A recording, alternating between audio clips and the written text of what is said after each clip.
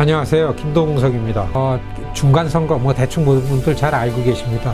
임기 4년의 미국 대통령 중간에 선거를 한다 그래서 중간선거입니다. 대통령 선거하는 건 아니고요. 의회를 바꾸는 겁니다. 2년 임기 하원 전원이 다 이제 선거를 해야 되고 상원이 34명 이제 뽑죠. 요번에 임기 끝나는 상원이 34명입니다. 그리고 주지사도 32명인가 이렇게 많습니다.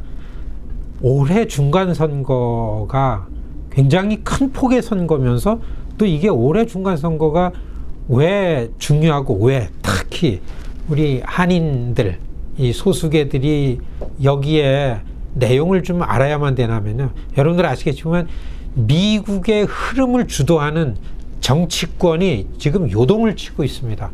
아시잖아요. 2016년 선거에 아무도 예상하지 못했고 또 아무도 이러한 리더십이 미국의 대통령이 될 거라고서는 정말 아무도 몰랐던 트럼프 대통령이 됐습니다. 트럼프 시대가 왜 왔는가? 여러분 말이죠. 트럼프 대통령, 그래서 트럼프가 대통령 자격이 없다. 왜냐하면 이렇기 때문에. 그래서 이 트럼프 임기만 끝나면 또 뭐가 오겠지. 이렇게 생각하면은 오산입니다. 이런 세상이 아닙니다.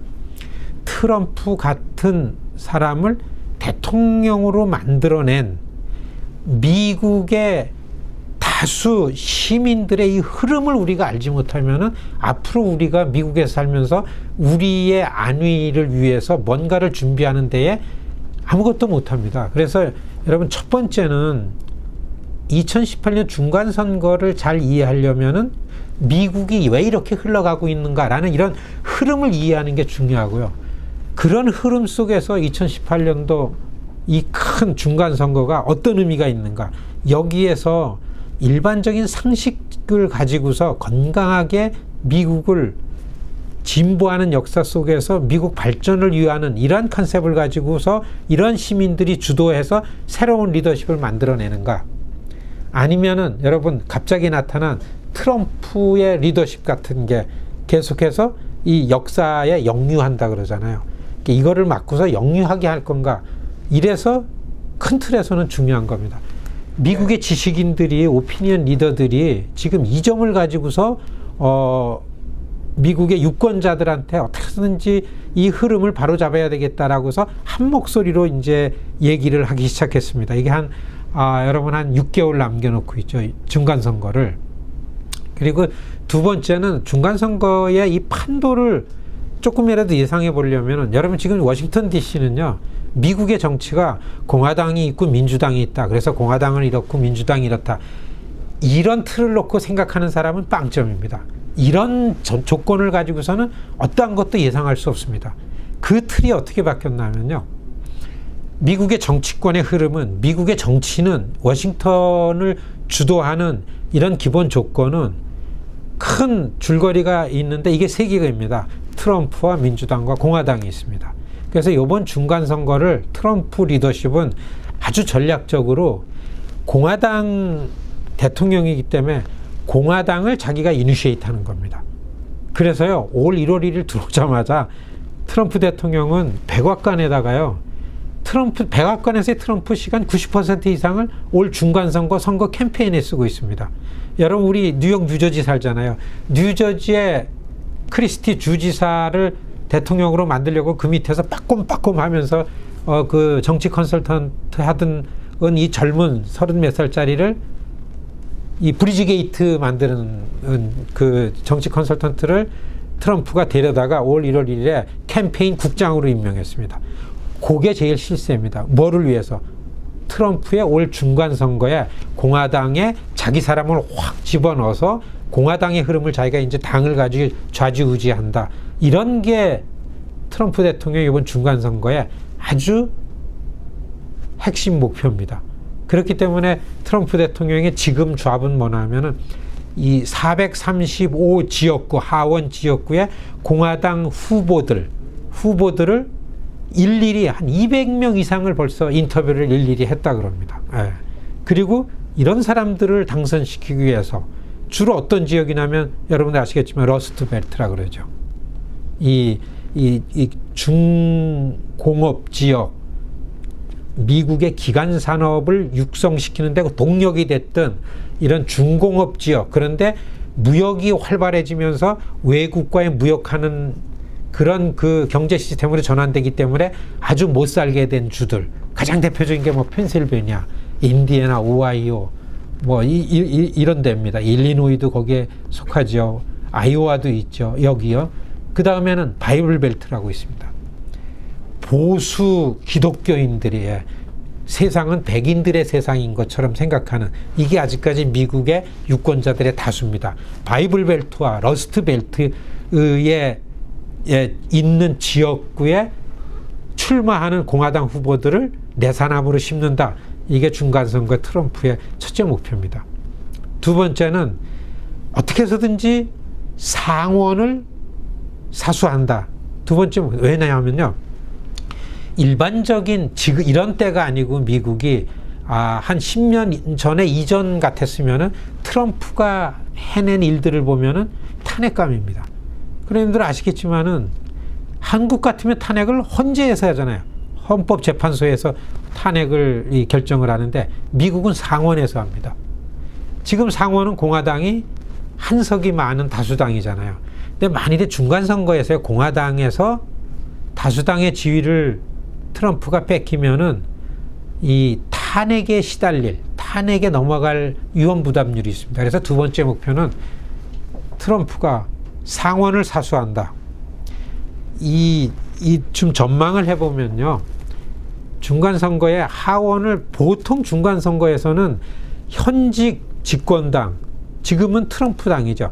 그 당을 견제하는 견제 투표 심리로 유권자가 투표를 합니다. 그래서 대개 야당에서 하원 의석은 한 20석을 뺏어옵니다. 근데 지금은 24석인가 25석이 더 많아요. 공화당이.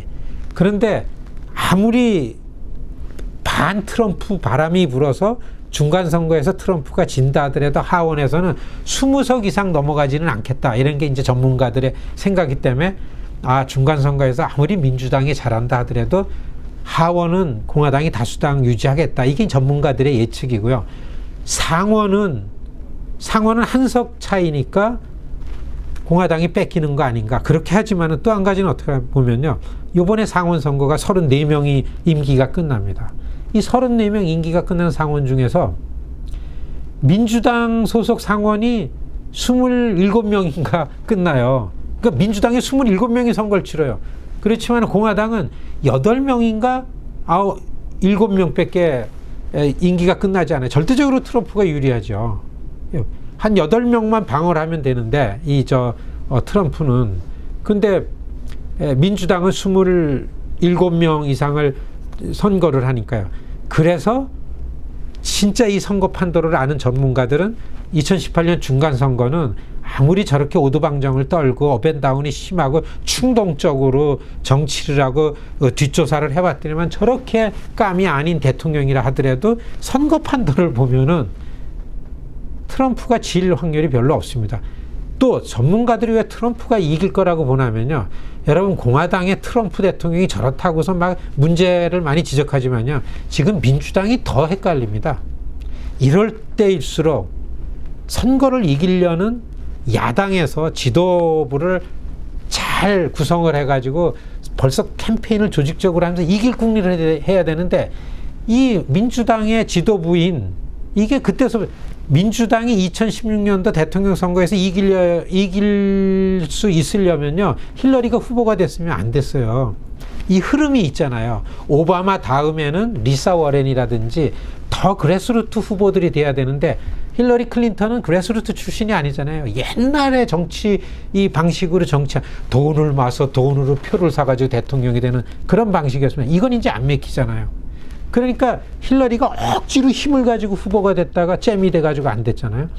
지금 민주당이 하원에서는 지금 민주당의 지도부가 낸시 펠로시나 스탠리 호이어 같은 한 15년 전서부터 민주당 하원 지도부에 있던 사람들이 빨리 손을 놓고 은퇴를 하고서 젊은 사람들이 나와가지고 새롭게 해야 되는데, 이거를 은퇴를 안 하니까, 이 똥차가 막혀 있으니까 그러니까 이 소장파들이 그냥 막 항명을 하면서 반란을 일으켜서 오고, 이게 더 오두방정을 떠니까 민주당이 전열을 가다듬지 못해요.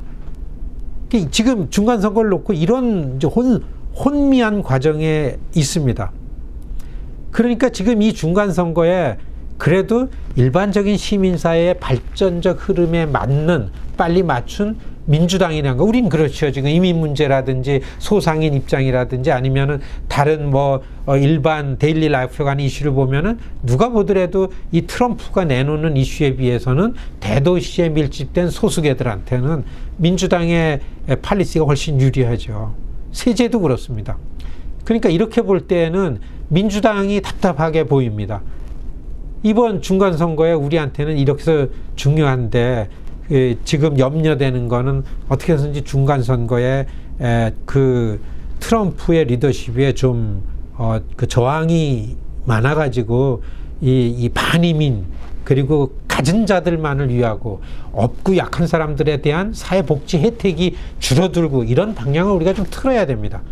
중간선거는 팔리시에 대한 방향을 만들어주는 선거고요. 대통령 선거는 이끌고 가는 리더십을 만들어낸 선거, 이렇게 다른데 이번 중간선거에 우리가 어떻게 하는지 이렇게 돼야 되죠. 그리고 트럼프의 흐름이 LA나 뉴욕이나 시카고나 아틀란타, 휴스턴, 달라스, 샌프란시스코, 시애틀이라든지 이 대도시에 있는 유권자들이 정치 참여해가지고 과연 미국의 건강한 사회를 만들기 위한 의지가 있는가, 그런 의지를 가지고 투표하려는 그런 의지가 있는가라는 거를 우리가 염려하는 아직까지 다수인 백인 유권자들이 그걸 보고 있습니다. 지금 트럼프가 대통령이 된 현상에는요, 뭐나 하면은 저소득층, 저학력 수준에 있는, 아직까지는 유권자는 절대 다수인 시골에 많이 분포되어 있는 백인들이 이러다가는 흑인 대통령이 벌써 8년을 했잖아요. 그리고서 이게 대도시에 있는 마이너리티들이 미국에 먹을 걸 다 갖고 있고 우리가 어려워지는구나, 이렇게 됐기 때문에 긴장이 돼서 확 몰려왔거든요. 여기에 그게 아니다 하면서 이 도시권에 있는 소수계들이 힘을 보여줘야 돼요. 여기서 밀리기 시작하면 한동안 밀립니다. 자, 여러분, 우리가요 2018년도 중간선거를 이렇게 일반적으로 이해하는 게 우선 중요합니다. 그래서 이런 생각을 가지고 선거에 나 하나라도 꼭 해야 되겠다라는 생각을 가지시는 데는 이런 기본적인 흐름에 대한 이해가 필요하고요. 그 다음에는 이제 한인들, 이 소수 중에 소수잖아요. 아시안의 시대입니다. 누가 뭐라 그래도 지금 미국의 시대는 소수계 중에, 소수계는 아시안이 있고 히스패닉이 있고 블랙이 있잖아요. 이 셋 중에서 1990년 중후반 들어오면서 히스패닉계가 확 떴습니다. 그리고서 히스패닉계들이 지금 반이민이니 이게 너무 무질서한, 그래서 아직까지 다수인 백인들을 너무 히스패닉이 다수가 되기 때문에 불이익당한다, 이런 심리적인 어택을 했기 때문에 히스패닉이 조금 추춤했어요. 그렇기 때문에 그 이전에는 소수계 중에 블랙이 있었지요. 블랙 히스패닉 접어서 잃어버린 10년을 지낸 21세기 잃어버린 10년, 테러 때문에 잃어버린 10년 지나고 2014, 5 이렇게 가면서 2015년, 16년 지나면서는요, 아시안의 시대입니다. 아시안 중에서는 중국, 인도, 비엔남, 필리핀 많지 않습니까? 그 다음에 이제 한국인이, 일본이 이런데요.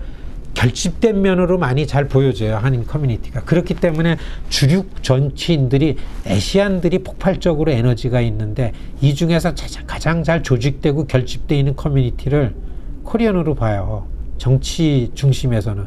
그런데 우리가 사실은 창피한 게요, 방송용은 아니지만 쪽팔리는 게, 한인들이 그럴듯하게 살고 막 참여도 하고 와구를 하고 막 한국이 잘 살고 막 이래가지고 미국에 있는 한인 커뮤니티도 그런 생각을 가지고, 기대를 가지고 정치적인 몸 좀 기대하고 왔다가 이 허접해봐요, 쪽팔리죠. 여러분, 이번 중간선거의 한인 밀집 지역에 한인들의 투표 심리가 어떻게 결집돼 나타나는가에 대해서는 너무나 많이 주목을 하고 있습니다.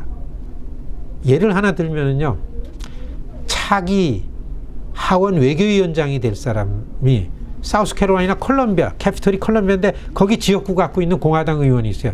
이게 차기 하원 외교위원장 될 3명 중에 1명입니다. 우리 케이스한테 연락이 왔어요.